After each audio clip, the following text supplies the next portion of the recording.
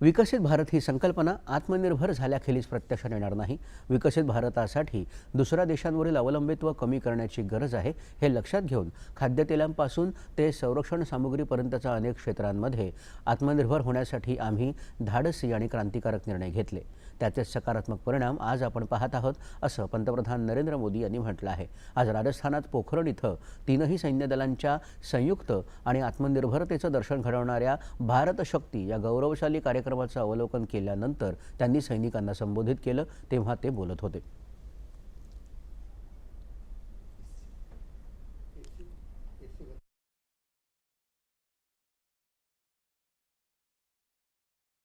आसमान में ये गर्जना, जमीन पर ये जांबाजी, चारों दिशाओं में गूंजता है विजय घोष। ये नए भारत का आह्वान है।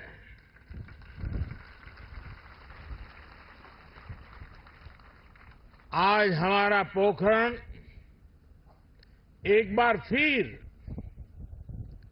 भारत की आत्मनिर्भरता, भारत का आत्मविश्वास और भारत का आत्मगौरव, इस त्रिवेणी का साक्षी बना है। यही पोखरण है जो भारत की परमाणु शक्ति का साक्षी रहा है, और यहीं पर हम आज स्वदेशीकरण से सशक्तिकरण, उसका दम भी देख रहे हैं।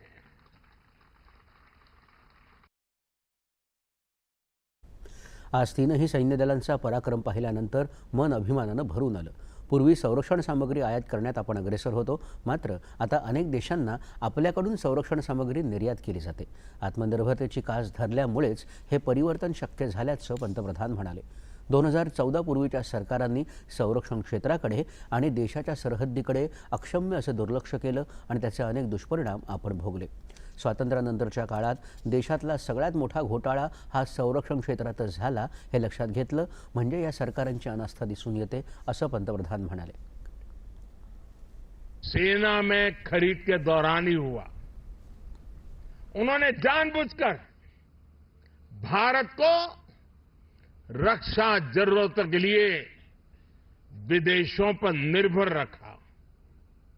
आप जरा 2014 से पहले की स्थिति याद कीजिए। तब क्या चर्चा होती थी? तब रक्षा सौदों में घोटालों की चर्चा होती थी। उन्होंने एचएएल को बर्बादी के कगार पर पहुंचा दिया था।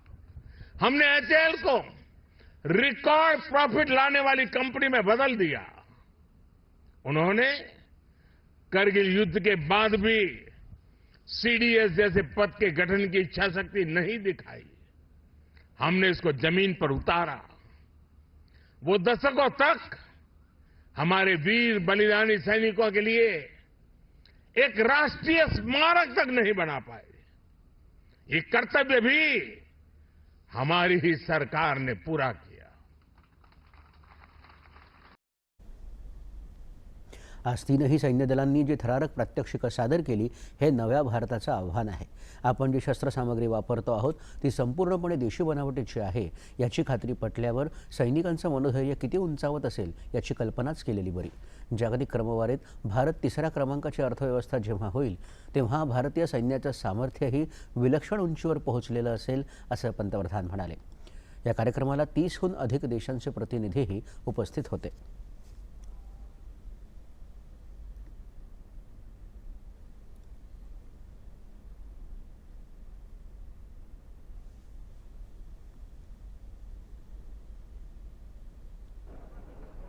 Long range rocket launcher systems को मोबिलाइज करने का ऑर्डर पास किया है।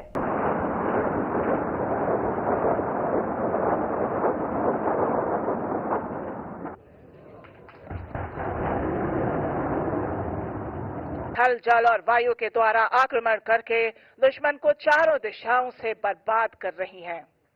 दुश्मन के फ्यूल डिपो और आर्टिलरी गन पोजीशन का विनाश, धुएं का गुबार और धुएं के गुबार में चूर चूर होता दुश्मन का अहंकार। अब हमारी तीनों सेनाओं ने दुश्मन को हर तरफ से घेर लिया है। हमारे सभी दस्ते अपने संयुक्त प्रहार से दुश्मन की सेना का पूर्णतः विनाश करने के लिए तैयार हैं। यही समय की पुकार है, भागवत का सार है, सैन्य धर्म की राष्ट्रीय हुंकार है। आरंभ है प्रचंड।